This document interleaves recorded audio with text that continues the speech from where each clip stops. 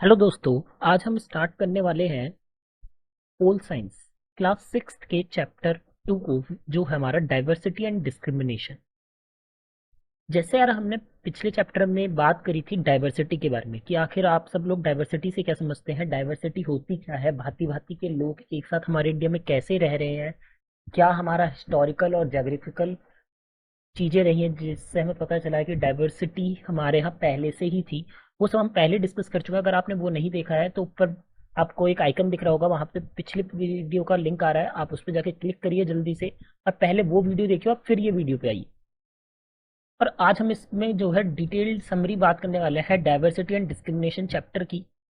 अब अगर हम बात करें सबसे पहले कि डिफरेंसेस कि डाइवर्सिटी, हमें पता है कि यार बहुत सारे डिफरेंसेस हैं चीजों में, डिसिमिलैरिटीज हैं, और इनकी बेसिस पे क्या होता है, प्रीजुडियूसेस हमारे साथ होने लगते हैं, जो कि है एक तरीके से हम कह सकते हैं पक्षपात। कि ज्यादातर लोग जो है अलग अलग गेम्स खेलते हैं, हम अलग खाते हैं, हम अलग पहनते हैं, अलग लैंग्वेजेस हैं सबकी अपनी अपनी। पर इससे हमें पता चलता है कि there are 8 major religions in our world and 16,000 language और 1600 languages mother tongues are there, जिसमें सब की अलग तरह की बोलने के तरीके हैं, ड्रेसेस हैं, थिंकिंग है। और इन सब के बावजूद सारे के सारे अनफैमिलियर और स्ट्रेंज दिखते हैं, लेकिन इसके बावजूद भी हम क्या है, एक तरीके से जुड़े हैं, वो है हमारी डाइवर्सिटी के थ्रू, बिकॉज हम इंडियन है। अब इसमें बेसिकली दो टाइप के चैप्टर में बताया गया है कि दो टाइप के स्टेटमेंट्स यहाँ पे मेड करे गए हैं, एक रूरल एरियाज को लेके, एक अर्बन एरियाज को लेके। तो उसके बारे में बताया क्या गया है कि ज़्यादातर ये स्टीरियोटाइप्स बने हुए हैं कि विलेजर्स तो डर्टी होते हैं, एरोगेंट होते हैं, ठीक है। और पीपल जो होते हैं, मतलब अर्बन एरियाज के जो लोग होते हैं, वो मनी माइंडेड होते हैं, लेजी होते हैं, कनिंग होते हैं। तो ओपिनियंस पहले से ही बने हुए हैं और इन्हें हम कहते हैं प्रीजुडियूसेस। इसकी बेसिस पे ही हम प्रीजुड्यूस कर देते हैं। ये कुछ स्टीरियोटाइप्स हैं जो बने हुए हैं, उनकी बेसिस पे हम प्रीजुड्यूस कर देते हैं लोगों को। तो बेसिक डेफिनेशन जो है प्रीजुड्यूस की यहाँ पे बताई गई है, मींस टू जज other people negatively and see them as a inferior. कि हमने क्या करा, हमने किसी दूसरे पर्सन को जज करा नेगेटिवली, उसकी खामियों को ढूंढ के उसे जज करने लगे और उसे एक अलग अलग तरीके से उसे देखने लगे। एक मतलब पूरे ग्रुप में एक बंदा अलग से तुम्हें लग रहा है स्टेप्स में, उसके साथ ट्रीटमेंट करने लगे। तो ये होता है प्रीजुडियूस। ठीक है। अब इसमें क्या होता है, इसमें ये होता है जैसे एक कहा जाता है कि for example if we think English is the best language and other language are not important, we judging the language negatively and as a result we not respect the people who speak languages other than English. और ये आप देखते होगे society में भी बहुत जगह जो है देखा जाता है ये वाली चीज। ठीक है। इसी तरीके से हम ये बिलीव किसी भी रिलीजन को लेके बना सकते हैं, हम किसी के स्किन कलर को लेके बना सकते हैं, किसी के स्पीक ऑफ बेकिंग को, किसी के पहनावे को लेके बना सकते हैं, जो कि गलत है। और हमें इन सब चीजों को चेंज करने की जरूरत है समाज में।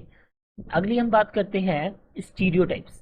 कि हम क्या करते हैं, हम स्टीरियोटाइप बना लेते हैं कि यार ये तो वो ऐसा होगा कि गर्ल है तो सॉफ्ट होगी, ठीक है, वेल बिहेव्ड होगी, उसे जो है वो फिजिकली स्ट्रांग नहीं होगी, ठीक है, और वो है तो अलग होगा। तो ये हम क्या बना लेते हैं, हम स्टीरियोटाइप्स बना लेते हैं चीजों के। ठीक है। तो ये वाली चीज हुई हमारी स्टीरियोटाइप से हम क्या कहना चाहते हैं, ये समझ में आया होगा आपको लोगों को। ठीक है। इसमें ये जो है ये दिखाया गया है, एक पर्सन है, ठीक है, वो चेयर पे बैठा हुआ है, एक के हाथ, ये सब दिखाए गए हैं। तो इसमें क्या बताया गया है, ये बेसिकली डिसेबल्ड पर्सन को बताया गया है। अब टर्म से ही जो है हम क्या करते हैं इन्हें, अब ये कहा जाता है कि आपको ये चीज चेंज करने की जरूरत है। आपको डिसेबल क्या होता है कि नेगेटिव वर्ड है, आप इससे क्या बोलो, children with a special need. तो कॉमन स्टीरियोटाइप है कि given large letter feeling thoughts, तो ये सारी चीजें हमारे अंदर आनी चाहिए उस चीज को लेके।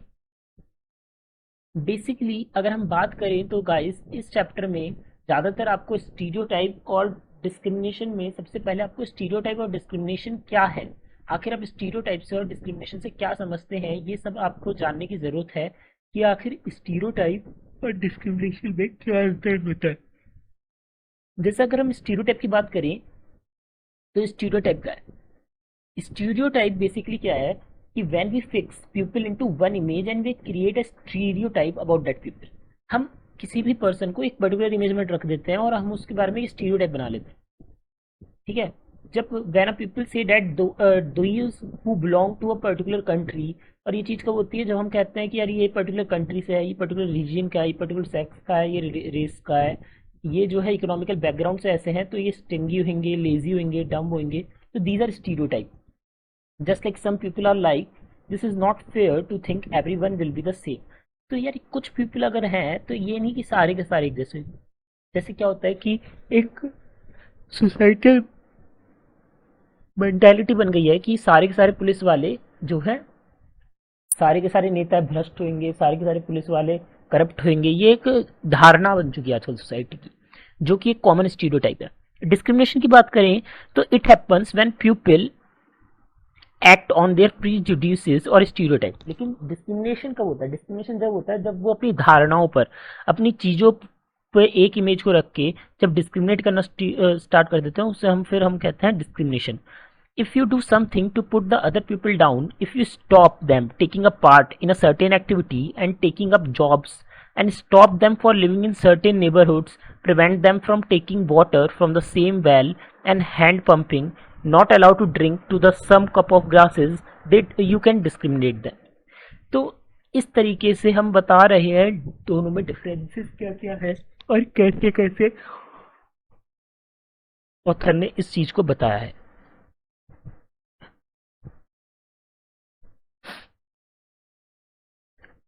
और इसके बाद अगर हम बात करते हैं कि एक क्या है कि कॉमन स्टीरियोटाइप आपने देखा है कि पहले कॉमन स्टीरियोटाइप था मुस्लिम्स के बारे में कि मुस्लिम्स लोग तो अपने गर्ल्स को जो है एजुकेट कराने के बिल्कुल इंटरेस्टेड नहीं होते, वो सेंड ही नहीं करते, क्योंकि पॉवर्टी जो है मुस्लिम्स में ज़्यादा है, is a main reason. And the efforts have been education to the poor, Muslim community show no interesting in sending. लेकिन जब हमने देखा कि जब हमने एफर्ट्स डाले कि हमने बस सर्विसेज प्रोवाइड कर दी, हमने चीज़ों को उन्हें जो है थोड़ा इकोनॉमिकली देना शुरू कर दिया, तो हमने देखा कि वो लोग भी भेजने शुरू कर दिए। तो ऐसा कोई स्टीरियोटाइप होता नहीं है, ये बस लोग बना लेते हैं सोच सोच।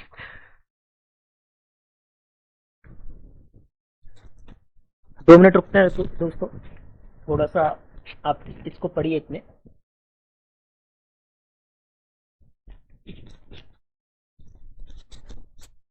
यस, नाउ वी कंटिन्यू कि how do you think a person who is discriminated against might be feel. आपको क्या लगता है कि अगर कोई पर्सन डिस्क्रिमिनेट हो रहा है तो उसे कैसा लगता होगा? तो basically the person who is discriminated will be humiliated, he will lose his self respect, वो अपनी डिग्निटी खो देता है। वो एक इनह्यूमन प्रैक्टिस है एक तरीके से, जब person do not want to mix with others. और पर्सन क्या करता है, अपने आप को मिक्स करने से डरता है और वो अपने आप को नेग्लेक्टेड समझता है लाइफ में कि यार मैं तो शायद कुछ कर ही नहीं सकता। दोस्तों, आपको ये चीज़ें नहीं करनी है, आपको ये सारी एक्टिविटीज को समझना है, आपको लोगों को समझना है, ठीक है?